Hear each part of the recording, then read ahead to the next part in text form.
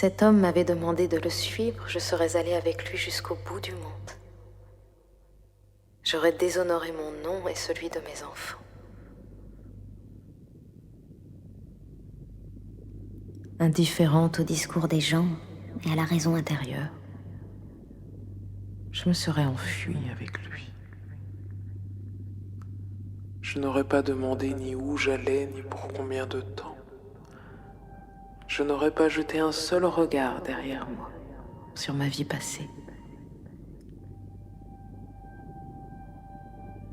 J'aurais sacrifié à cet homme mon argent, mon nom, ma fortune, mon argent, mon honneur, mon nom, ma fortune, mon honneur.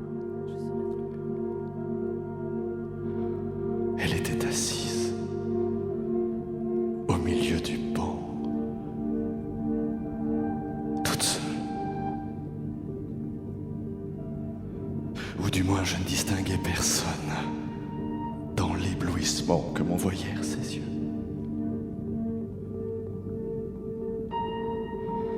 En même temps que je passais, elle leva la tête. Et moi je fléchis involontairement les épaules.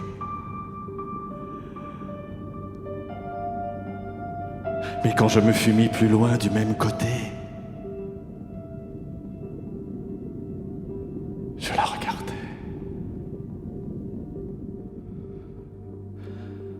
Elle avait un large chapeau de paille avec des rubans roses qui palpitaient au vent derrière elle. Sa robe de mousseline claire tachetée de petits pois se répandait à plis nombreux.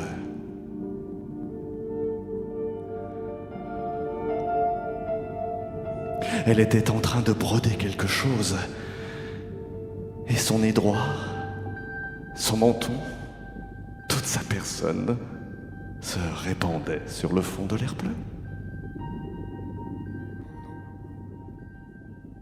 Ma fortune, mon honneur, je serais allée mendier.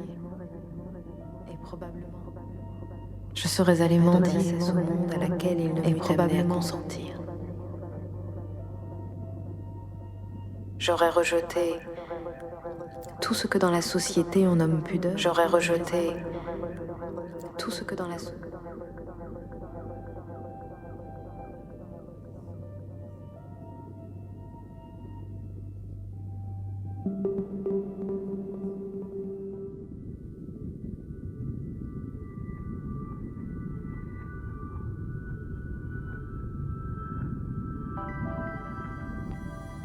Étendu sur mon lit dans une attitude d'un naturel qu'on n'aurait pas pu inventer,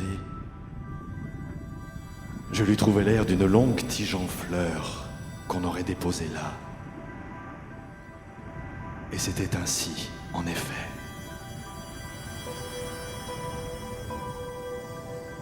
Le pouvoir de rêver que je n'avais qu'en son absence, je le retrouvais à ces instants auprès d'elle. Comme si, en dormant, elle était devenue une plante.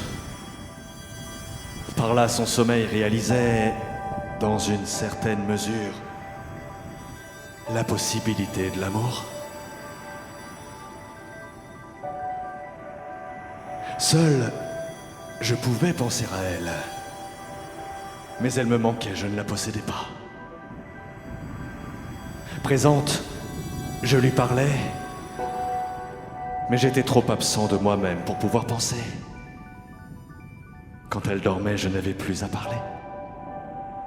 Je savais que je n'étais plus regardé par elle. Je n'avais plus besoin de vivre à la surface de moi-même.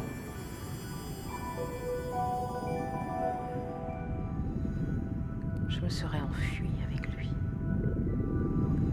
Je n'aurais pas demandé ni où j'allais, ni pour combien de temps. Je n'aurais pas jeté un seul regard derrière moi, sur ma vie passée.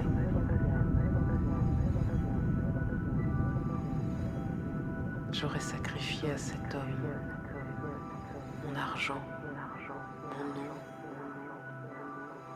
ma fortune, mon argent, mon honneur, mon nom, ma fortune, Je serais allé mendier.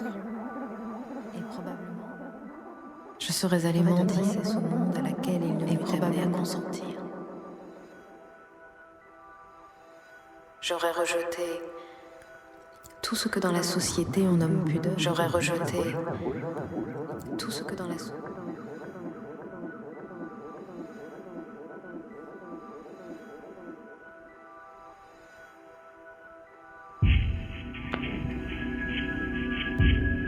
Si vous marchez dehors à cette heure et en ce lieu, c'est que vous désirez quelque chose que vous n'avez pas. Et cette chose, moi, je peux vous la fournir. Car si je suis à cette place depuis plus longtemps que vous, et pour plus longtemps que vous, et que même cette heure qui est celle des rapports sauvages entre les hommes et les animaux ne m'en chasse pas, c'est que j'ai ce qu'il faut pour satisfaire le désir qui passe devant moi.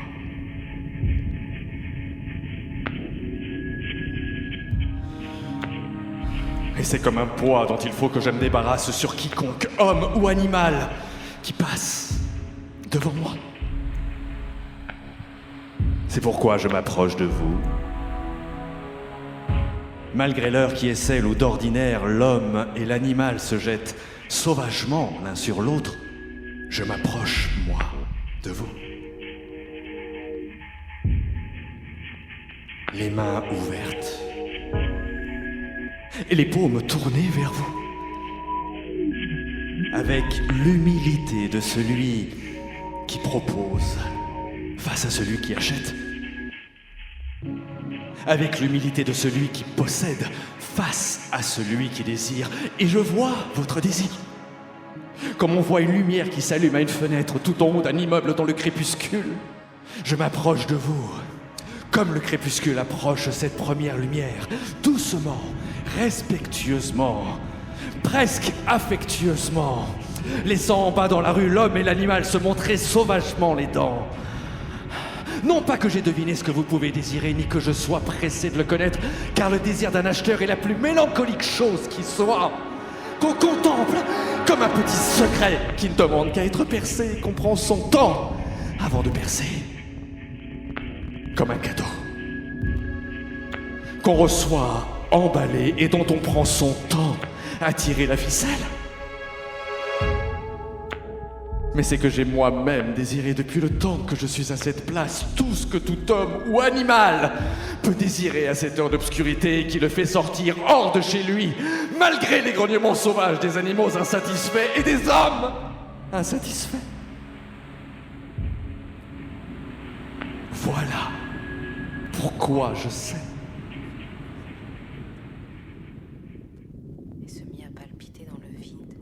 Cet homme m'avait demandé de le suivre, je serais allée avec lui dans le vide du monde. Si cet homme m'avait donné, j'aurais déshonoré mon nom et celui de mes enfants. Indifférente au discours des gens et à la raison intérieure. Je me serais enfuie avec lui derrière. Je n'aurais pas demandé où j'allais ni pour combien de temps. Je n'aurais pas jeté un seul regard derrière combien de temps sur ma vie passée.